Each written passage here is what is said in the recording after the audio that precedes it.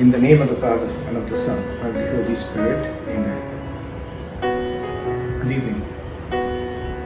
It is such a privilege to do Bible class, and I am grateful to God for it. As usual, it's Wednesday, 7 p.m. So welcome aboard this wondrous journey as we head into Matthew's Gospel, chapter 12. Today we shall see how the Pharisees started to follow Jesus to trap him about the law. 2. They mocked Jesus that he healed by the devil. 3. Jesus warned them about blaspheming against the Holy Spirit, the sin which has no forgiveness. 4. Jesus claimed that he was greater than the sign of Jonah and that of Solomon. Number 5. Jesus warned that without his teaching, all exorcised demons and evil habits would return with 7 more. And the last 6, Jesus invited his followers to enter into kinship with him in the kingdom of God.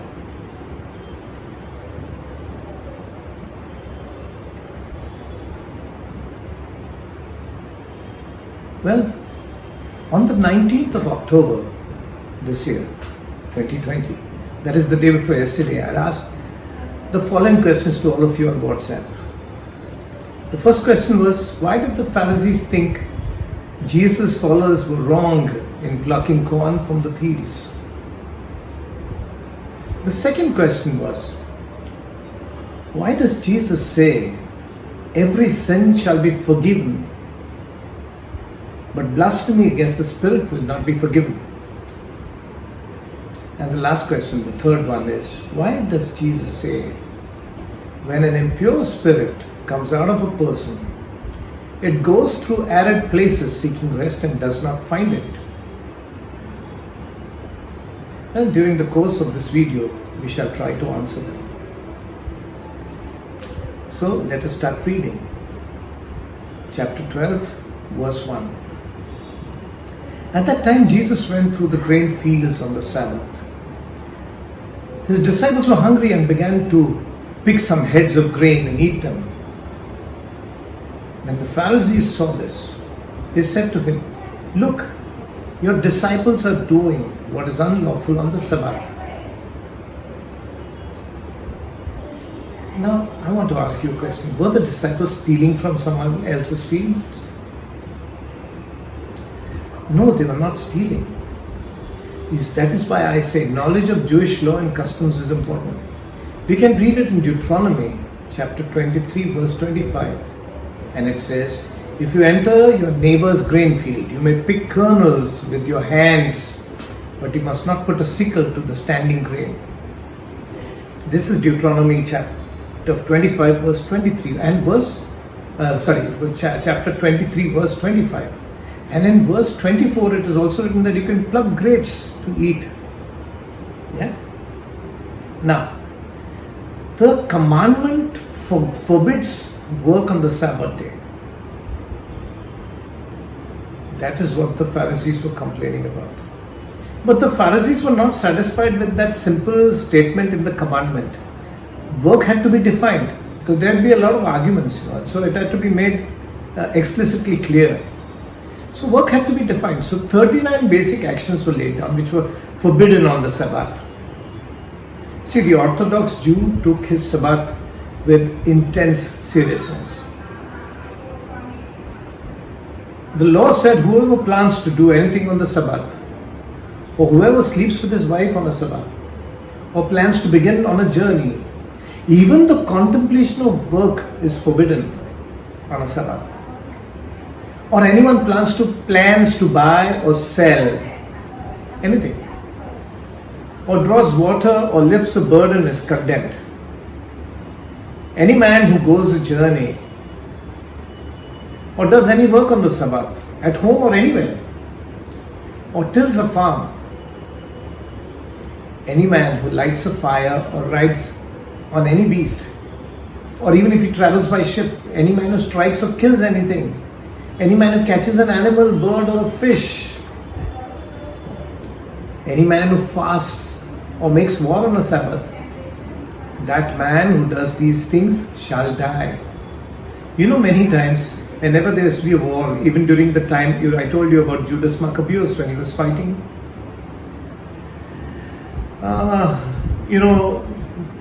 they used to attack them on a Sabbath. Yeah? Or they would make a rampart, a ramp around Jerusalem on a Sabbath, because the Jews wouldn't attack them, because they were forbidden to go to war on a Sabbath. To honor these commandments was to honor the law of God, and to break them was to break the law of God. It was forbidden to carry a burden which weighs as much as 2 dried figs. You know how light it will be. A tailor was forbidden to pin a needle on his robe, not because of its weight, but because it showed his intention to work on a Sabbath. Must be surprised. It was so detailed and intricately complicated, the Sabbath law and all the laws in the Mishnah. The Mishnah is the book on which all these laws were finally written. The Pharisees' complaint was that the disciples had dishonored the Sabbath. The law forbade many things, and among them were reaping, winnowing, and threshing, and also preparing a meal. The disciples were guilty of reaping. Reaping is when you pluck out the harvest. So they were plucking. So they were reaping.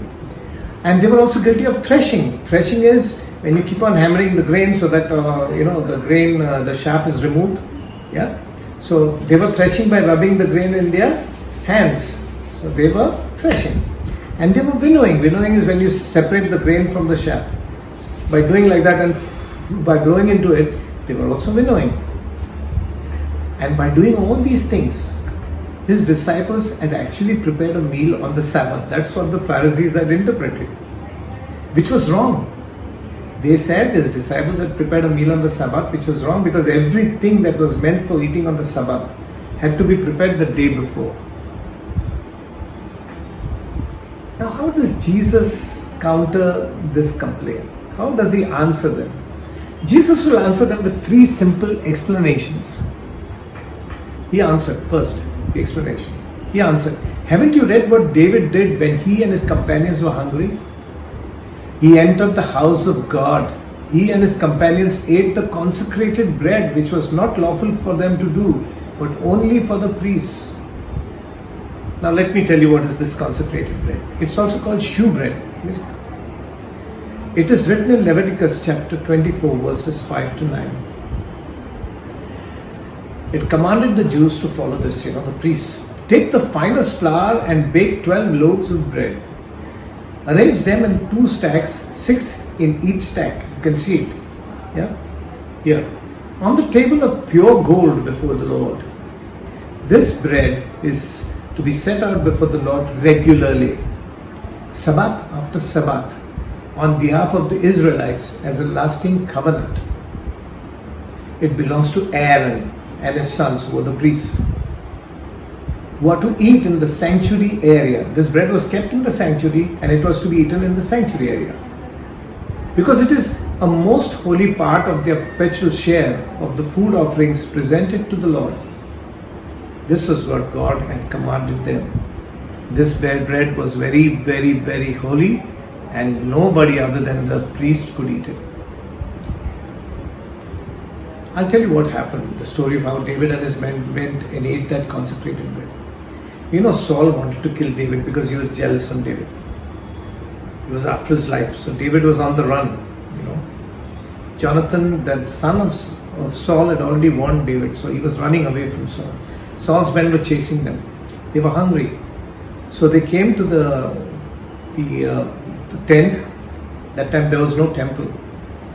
And I've already explained to you how the menorah, the lampstand, and the incense altar, and the bread, this shewbread that I just showed you, they were kept in the sanctuary. They went and asked Ahimelech, who was the high priest, said, we were very hungry, give us something. He said, I have nothing to give you except the bread, the consecrated bread. And Ahimelech gave it to David, and David ate it along with his companions. And he ate that consecrated bread. That was not allowed, but he ate it. Yeah, and God did not mind it. The second argument that Jesus presents is, or haven't you read in the law that the priests on Sabbath duty in the temple desecrate the Sabbath and yet are innocent? I tell you that something greater than the temple is here. That means Jesus is greater than the temple. Yeah? So, you know what? Temple rituals always involve work. The kindling of fires for the sacrifice, remember. The slaughter of animals, lifting the animals onto the altar, and many other things. The temple priest's work actually increased manifold on the Sabbath because of the increased sacrifices. You can read it in the book of Numbers, chapter 28, verse 9. Yeah? But the priests were not condemned for working on the Sabbath because worship of God was more important than ritualistic laws. You know, many of us have made rituals more important than the God we worship. You know the story of the sadhu and the cat. I have told this to you already, and many of you know it, but I'll just tell you in brief. There was a sadhu who was very much revered in a village, and people from faraway villages would come to hear him when he used to preach. And as the sadhu sat down to preach, they would all listen intently. One night when the sadhu was sleeping, a cat came around and started going around, purring near his foot. The sadhu had mercy on the cat, and then he started petting the cat, gave it milk and all that. Now the cat was very fond of the sadhu. So when his next preaching came on a Friday, the sadhu was preaching and the cat became a distraction. So what the sadhu did, there was a small little post, like a small tree. He took a rope, tied the rope to the tree and the cat. He tied the cat to the tree. And the cat would meander around, constrained by the rope. This went on for years. One day, the sadhu died. And his disciple, the brightest disciple, became a sadhu. And after a few more years, the cat died. When the cat died, what they did, they took another cat and tied it to the post. The cat had become a ritual. That's exactly what we are doing. Rituals are not important. God is. And then Jesus tells them this third argument. If you had known what these words mean, I desire mercy, not sacrifice, you would not have condemned the innocent. For the Son of Man is Lord of the Sabbath. These words, I desire mercy, not sacrifice, comes from Hosea, chapter 6, verse 6. I want to tell you, sacrifice were mere rituals. What God desires more than rituals is love and kindness. Man was not made for the Sabbath, but the Sabbath was made for man and for his rest. And if it was indeed made for man, so much more was it made for the Son of Man, who is the Lord of the Sabbath. See, the more rules the Pharisees made, the more chances were there of the Jews breaking it. And the greater opportunity of making money on the animal sacrifices, which were a ritual. And the poor suffered. Rituals can help in worship. Yes, they can. But the rituals are not God. People forget that. For example, I'll just give an example. For example, we are on our way to attend Mass, and on the way we see a man having a heart attack on the road. What will we do? Will we leave him there to die because we cannot miss Mass? The best way to receive our Lord would be to follow in His footsteps, to show our love. Let them know we are Christians by our love. I'll read further. Verse 9. Going on from that place, he went into their synagogue, and a man with a shriveled hand was there.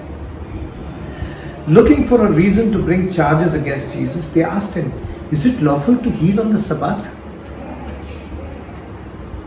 See, the Pharisees were now following Jesus like spies to trap him. They were going wherever he was going. They wanted to trap him.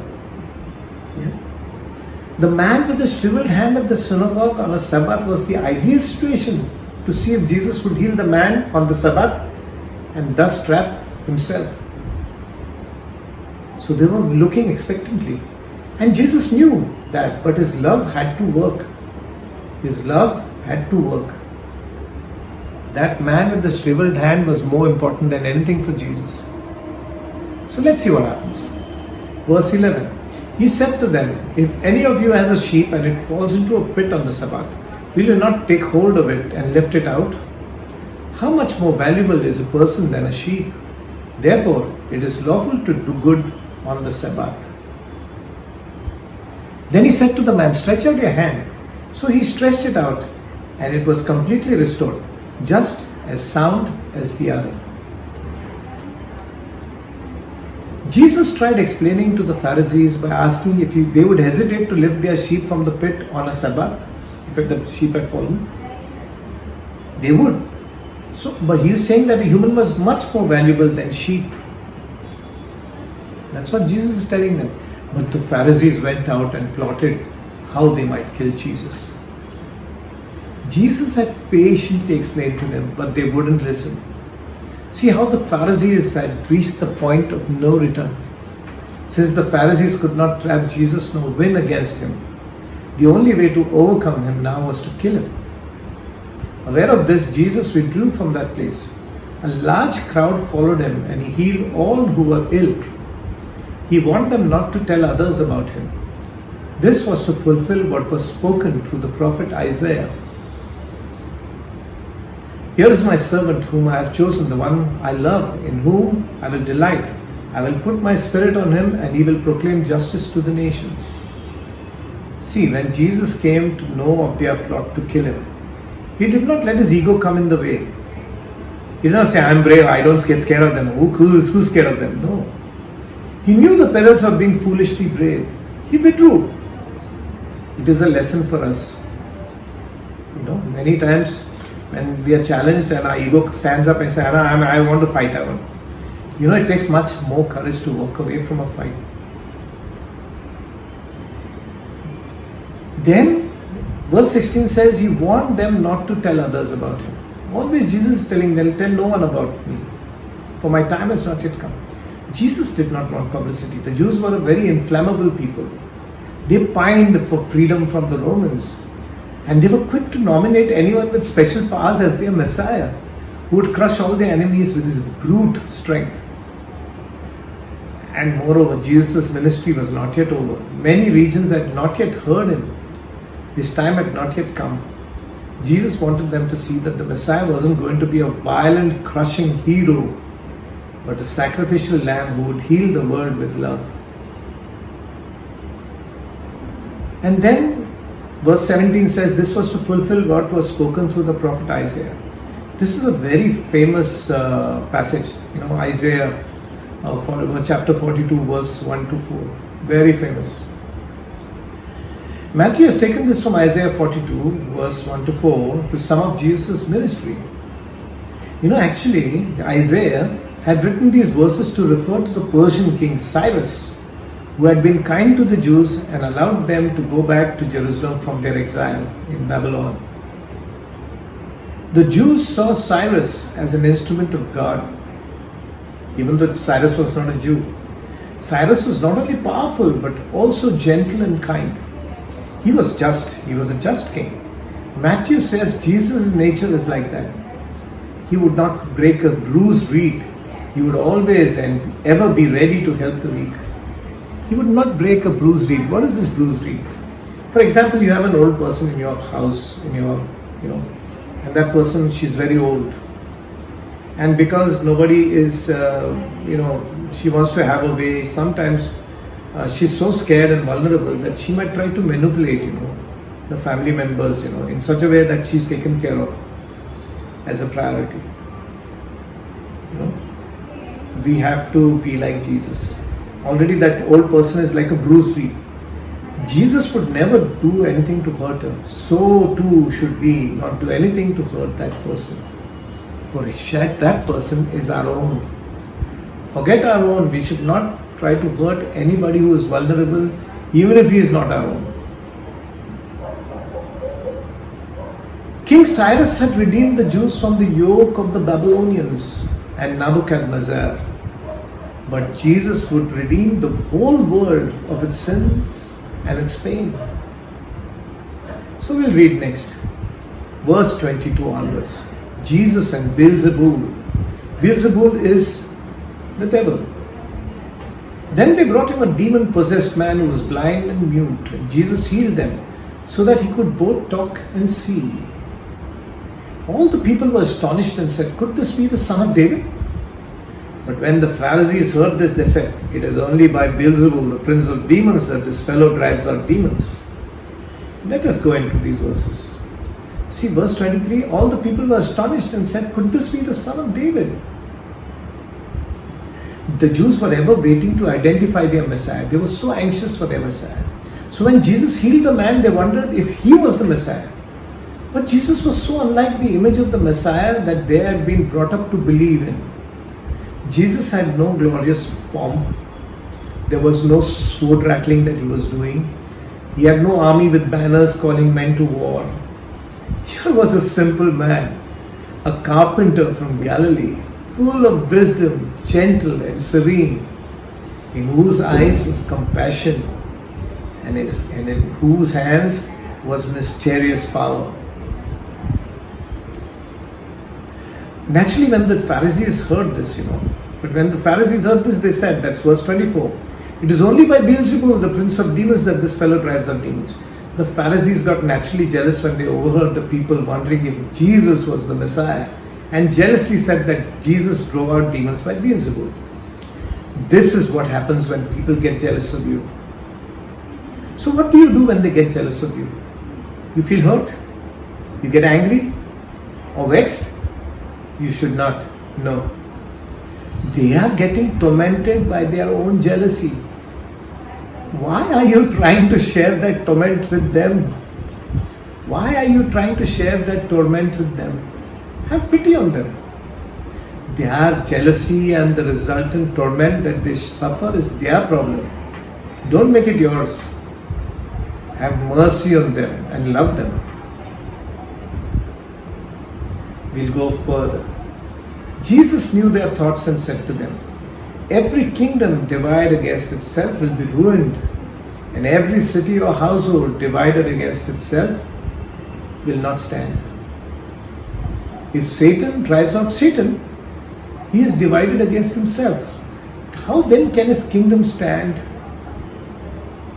And if I drive out demons by Beelzebul, by whom do your people drive them out? So then, they will be your judges if you say that they are driving it out by the power of Beelzebul. It would have been unbearable for anyone to be subjected to so much harassment from the Pharisees. But Jesus is Master and Lord. Jesus tells them that it was preposterous to assume that he was using Satan's power to drive out Satan's own men. If Satan's power was used to drive out Satan's own men, then Satan would be foolishly destroying himself. So it wasn't Satan's power, but the power of our Lord that was destroying Satan. See, even the Pharisees had exorcists among them who drove out demons by their strange, superstitious ways. Jesus is asking if the Pharisees' exorcists were driving out demons with the power of Satan. We'll go next, verse 28. "But if it is by the Spirit of God that I drive out demons, then the kingdom of God has come upon you."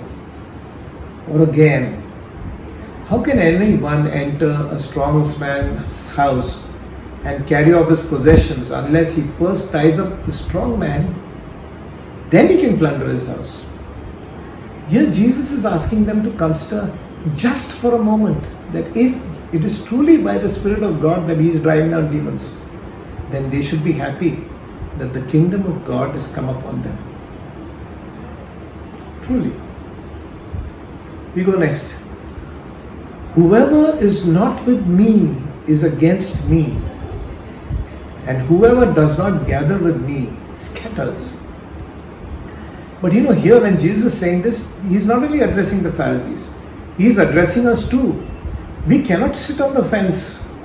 If our presence is not strengthening his church, then our absence is weakening it. We will have to choose. "For whoever is not with me is against me," says Jesus. But this does not mean that those belonging to other faiths are our enemies. This rule is to be applied to us alone, not to others whom we want to judge. But why is Jesus saying two opposite things? He says, whoever is not with me is against me in Matthew this chapter, verse 13. And in Mark and Luke, he says quite the opposite. He says, for whoever is not against us is for us. Jesus is not saying opposite things here. See the context. In Matthew, Jesus was addressing the stubborn opposition of the Pharisees. Whereas in Mark and Luke, the context is that when a man was driving demons in Jesus' name, Jesus told his disciples, do not stop him. For whoever is not against us is for us. So you understand this? So when you come across, don't get confused. So I tell you, every kind of sin and slander can be forgiven, but blasphemy against the Spirit will not be forgiven. Anyone who speaks a word against the Son of Man will be forgiven, but anyone who speaks against the Holy Spirit will not be forgiven, either in this age or in the age to come. You know, many people have asked this question many times. We need to understand it well. Why does our loving Lord, who was ever willing to forgive every time, say this? And what is this blasphemy against the Spirit? Let us say. You know, because we do not know the answer. How will we know if we have ever committed this unforgivable sin that will keep us away from attaining heaven and God? Let me explain. You know, Jesus is saying that God speaks through the Holy Spirit, correct? So if you speak against it, you are speaking against God, and that is not forgivable. So how do we ever speak against the Holy Spirit? Let us see. The Holy Spirit brought God's truth to men. It was only through the Spirit that the Jews would be able to know God and recognize goodness and truth when they saw it. If they spoke against it, they would lose all ability to know good from evil and to discern. Such a person was doomed, since he would then lose his sense of sin by turning his back to God's promptings to his conscience. This is what happens to hardened sinners, and murderers, multiple murderers.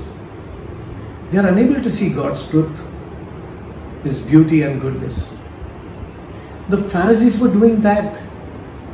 They had so long been blind and deaf to the promptings of the Holy Spirit.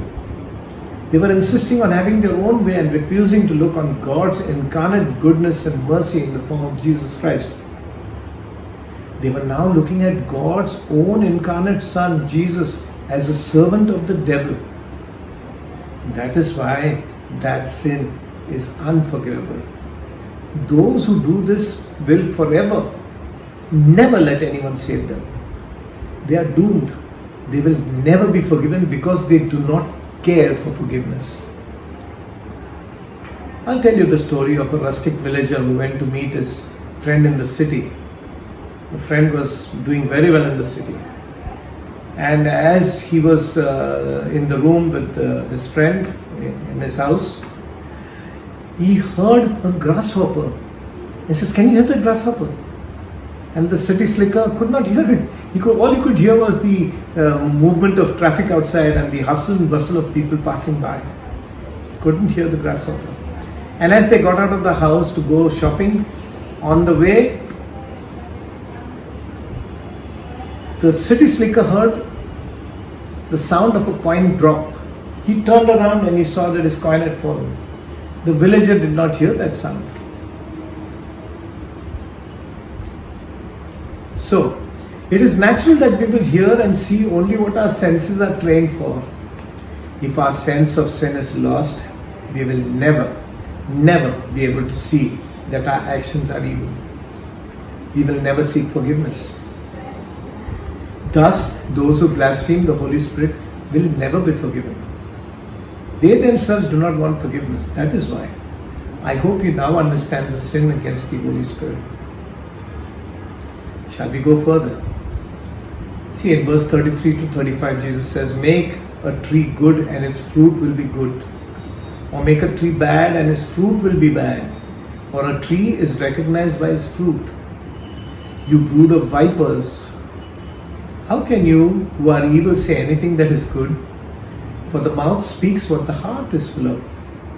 A good man brings good things out of the good stored up in him, and an evil man brings evil things out of the evil stored up in him.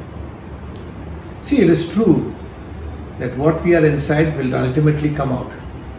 It's not what the cup is, but what's inside that cup that is important. It does not take us long to recognize a person by his actions, deeds, and words. We know it the moment the person opens his mouth, we come to know that person. Yeah, it's simple. We go further. Verse 36 and 37.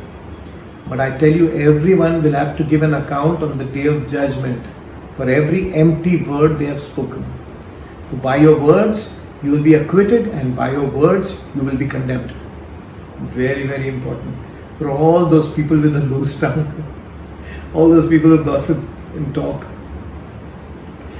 You know, we should never speak without thinking. Words can do irreparable damage. You know, like the tiny rudder that can lead the ship to safety or destruction. The tiny tongue can lead us to damnation. So take care. See in this diagram that I've shown you of the ship. It's a Maersk Line container ship. It's huge. It's absolutely huge. You can see how huge it is. Yeah, hundreds and thousands of tons. But you know what's guiding the whole ship in this direction is that rudder that you see there. This rudder. Yeah, it's so small and yet it controls the whole ship. Same with your body. Your tongue controls your entire being. So take care of your words. We'll go next. The sign of Jonah. Verse 38, 39 and 40. Then some of the Pharisees and teachers of the law said to him, Teacher, we want to see a sign from you. He answered, A wicked and adulterous generation asks for a sign, but none will be given it except the sign of the prophet Jonah. For as Jonah was 3 days and 3 nights in the belly of a huge fish, so the Son of Man will be 3 days and 3 nights in the heart of the earth. It's so stupid to ask for a sign as proof of God. God is everywhere. You know, but the Jews wanted to see God not in the normal things, but in the abnormal. They did not realize that God is present in all things normal in the world. They wanted to see something abnormal. That means they are so blind to God.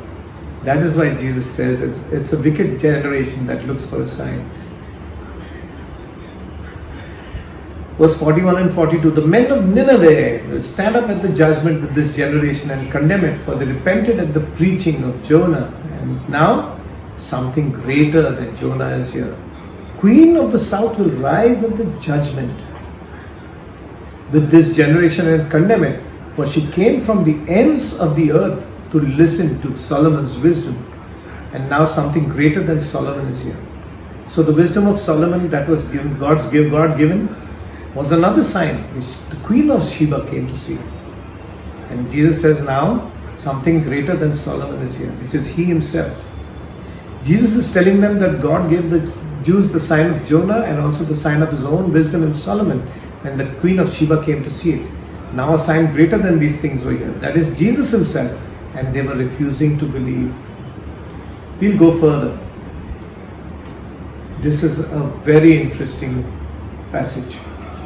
Verse 43 to 45. Very interesting.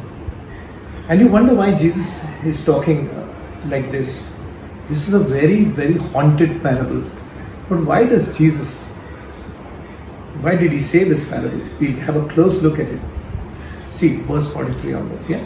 When an impure spirit comes out of a person, it goes through arid places, seeking dry. That is, arid places is dry places or waterless places, seeking rest and does not find it. Then it says, I will return to the house I left. When it arrives, it finds the house unoccupied, swept clean and put in order.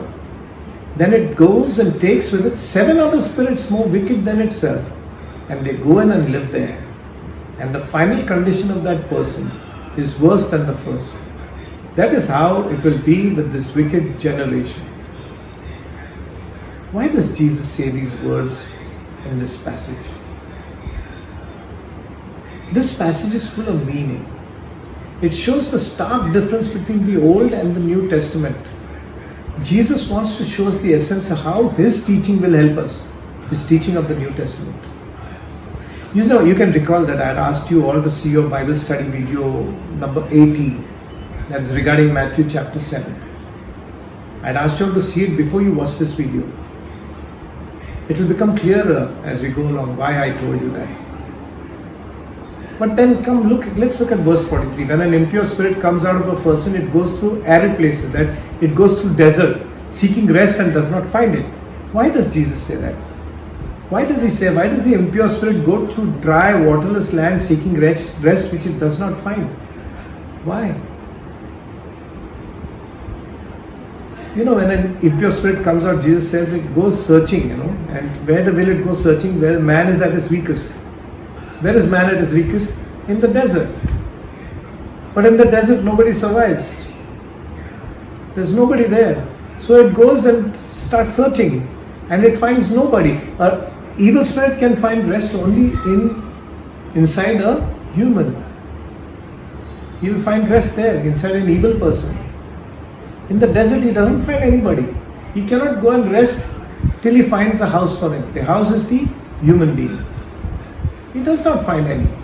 Then he goes around and he sees other evil spirits around in the desert, also having the same condition. Misfortune, not getting rest.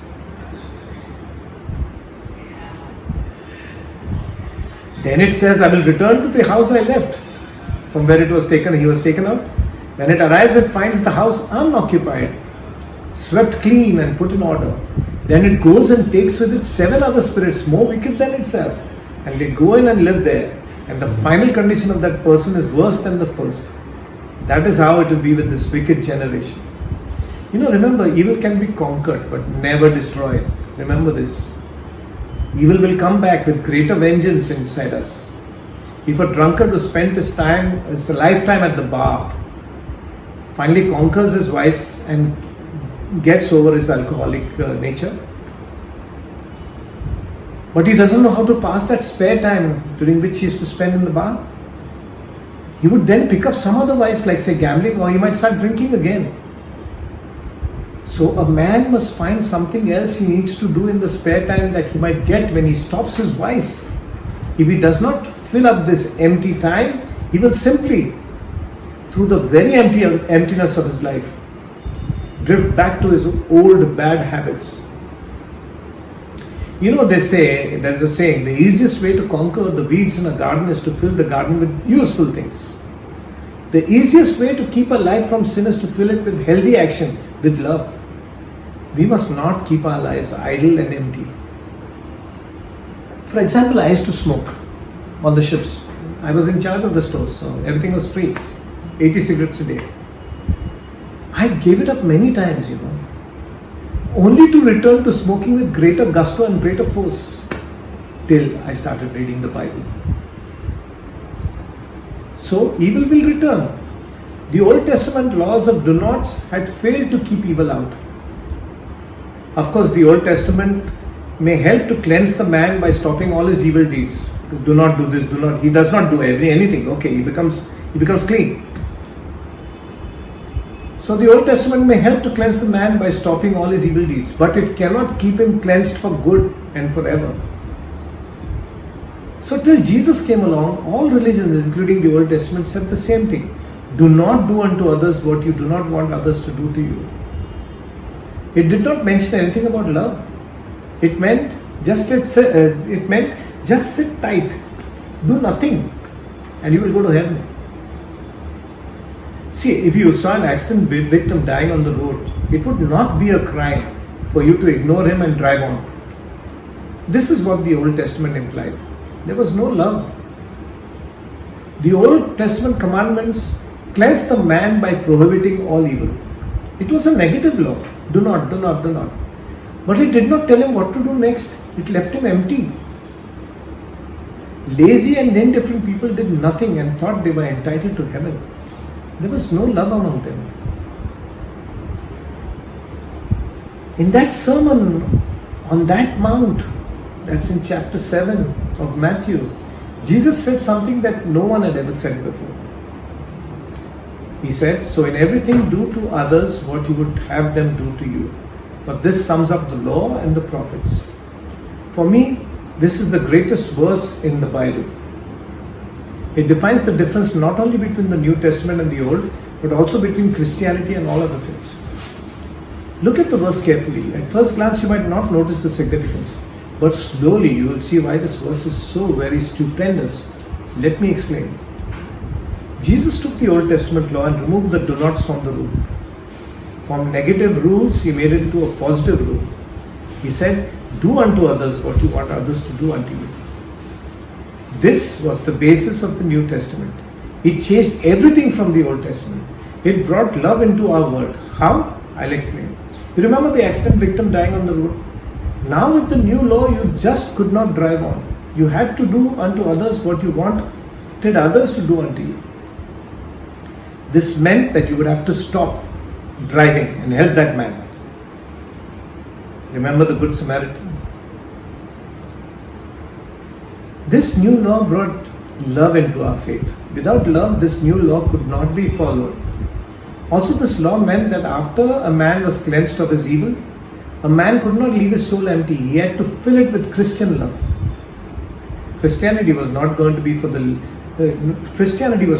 the lazy and selfish man's route to heaven. This is how Jesus saves us. He does not let evil return inside us. He does not leave us empty. He is our true Savior and Redeemer. They say the idle mind is the devil's workshop.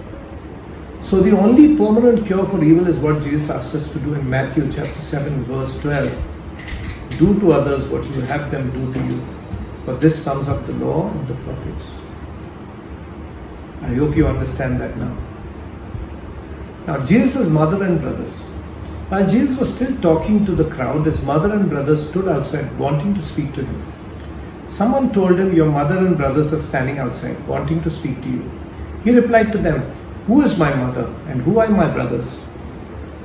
Pointing to his disciples, he said, here are my mother and brothers. For whoever does the will of my Father in heaven is my brother and sister and mother. Who are Jesus' brothers? You know, mostly among our Catholics, we do not believe Jesus had any brothers or siblings. We believe that Mother Mary was a virgin till she died. I don't know about her marriage to Joseph, but the Protestants believe that Jesus had brothers. We'll leave that aside, that is not very important, but the message that we are going to read to. Does Jesus imply that his mother and brothers are not doing the will of the Father? Absolutely not. Let me explain. I'll explain. Let me demonstrate implicit understanding to you. What is implicit? I'll explain to you. This is a bottle of tonic that was lying on my dining table when my management students came visiting me. And they happened to read this as I was away in the kitchen. They were looking at this bottle and they saw this, they read this. They read this and they kept quiet. After a while, one of them asked me, are you having any gastro problems? I said, no. And one of the girls there, she asked, are you having piles? I said, no. It was implicit in this reading that I had some problem. Okay, it was only a tonic.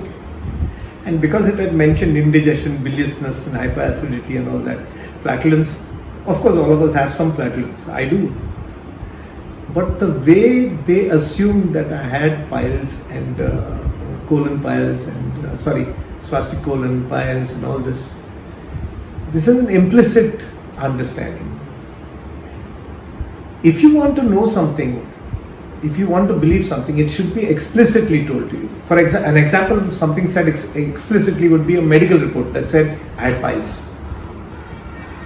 This is not a medical report. Or if I had said it myself that I had gastro problems, then it would be an explicit explanation.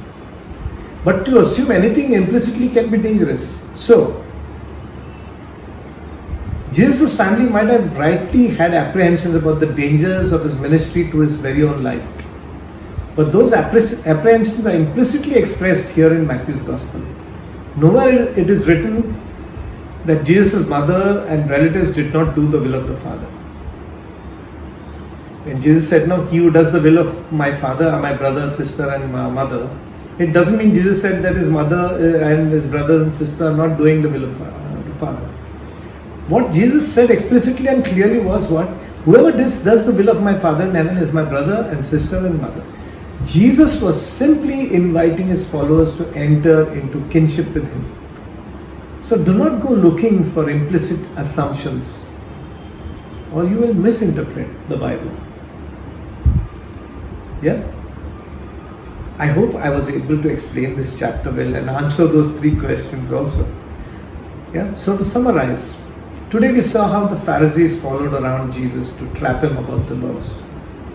2, they mocked Jesus that he healed by the devil and plotted to kill him. 3, Jesus warned them about blaspheming against the Holy Spirit and the sin which has no forgiveness.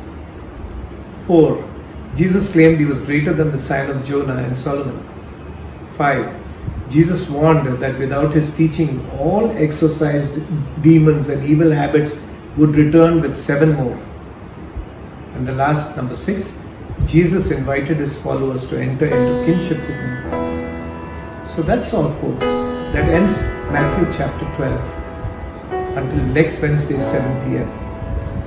God bless. Praise God. In the name of the Father, the Son, and the Holy Spirit. Amen. Do not forget to like, subscribe, share, and comment. When you comment, you actually give me signals how I can improve these videos. Thank you and God bless.